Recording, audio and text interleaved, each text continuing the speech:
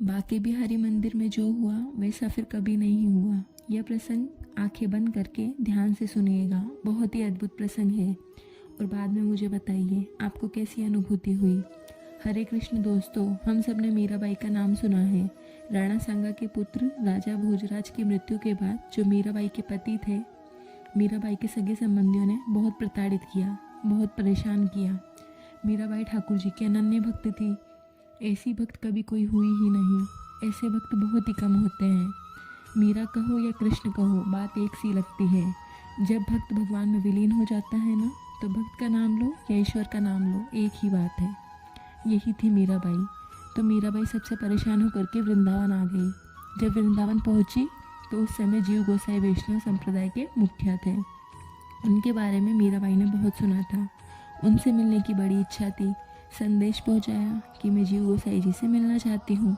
जीव गोसाई जी ने मिलने से मना कर दिया। उन्होंने कहा, मैं किसी स्त्री को अपने सामने नहीं देखना चाहता, मैं किसी स्त्री से नहीं मिलता, मैं किसी से आमना सामना नहीं करता हूँ, मैं यहीं रहता हूँ मेरे ठाकुर के पास, मुझे किसी से नहीं मिलना है। ये संदेश पहुँचा मीराबाई के पास।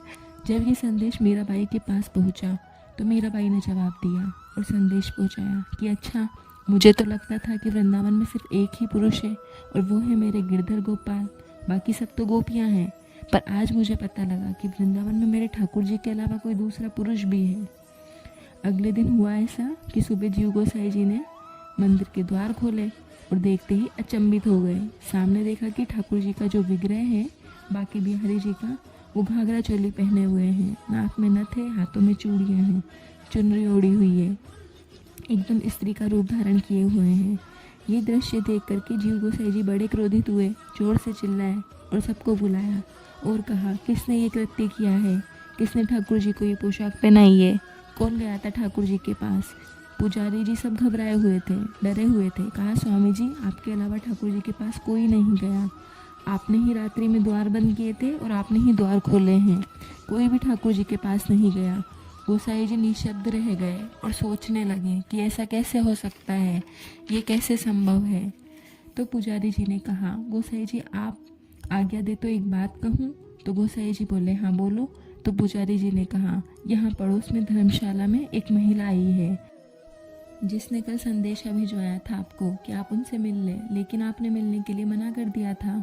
लेकिन कहते हैं वह एक अद्भुत महिला है। वह एक तारा बजाती है, जब नृत्य करती है तो एक तारा बजाती है, तो वह ऐसी धुन में खो जाती है कि लगता है कि साक्षात कृष्ण नृत्य कर रहे हैं।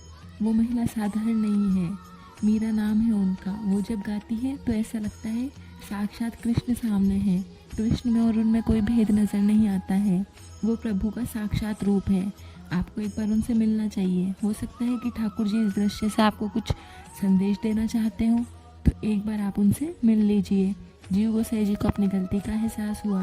जीव गोसाई जी बोले, मुझे उनके पास ले चलो, मैं खुद मिलना चाहता हूँ।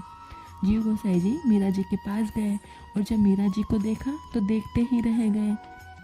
मीरा वैसे ही बड़ी अद्भुत थी। कृष्ण भक्त के चेहरे में वो तेज होता है और उसे कृष्ण भक्त पहचान लेते हैं।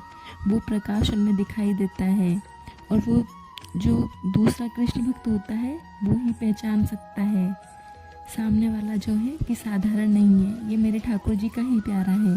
गोसाई जी समझ गए। गोसाई जी मीरा जी के चरणों में गिर गए, बोले कि मुझे क्षमा करे देवी, मुझे नहीं पता था। आइए मैं आपको खुद मंदिर लेकर चलता हूँ, खुद बांके बिहारी से मिलवाता हूँ। और मीरा जी पीछे पीछे चल दी। जब बांके बिहारी जी के मंदिर पहुँचे गोसाई जी और मीरा जी, तो एक और अद्भुत दृश्य था। ठाकुर जी पहले जैसे दिखाई दे रहे थे, अब वो घाघरा चोली में नहीं थे, वही पोशाक थी जो ठाकुर जी पहनते हैं। अब गोसाई जी ने मीरा जी की तरफ देखा और जब मीरा जी की तरफ देखा तो कृष्ण जी दिखाई दिए। फिर बांके बिहारी की तरफ देखा तो मीरा दिखाई दी। गोसाई जी चकरा गए कि ये हो क्या रहा है। कृष्ण में मीरा और मीरा में कृष्ण दिखाई दे रहे थे। यही भक्ति थी मीरा की। मीरा जैसा भक्त कोई हुआ ही नहीं है। मीरा जैसे भक्त बहुत ही कम होते हैं, सदियों में होते हैं। और भक्ति हो तो मीरा जैसी। कोई भक्ति यदि उम्मीद रखता है, आशा रखता है, चाहता है भगवान का भक्त होना, तो भगवान से ऐसी भक्ति मांगे जैसी मीरा ने की। लेकिन मीरा ने बड़ी प्रताड़नाएं सहन की। मीरा को लोगों ने पागल कहा, बेवकूफ़ कहा, बहुत दुख दिए, बहुत परेशानियां दी, बहुत प्रताड़ना दी, लेकिन वो अपने गिरधर गोपाल में इतनी खोई हुई थी कि उसे कोई दर्द होता ही नहीं था।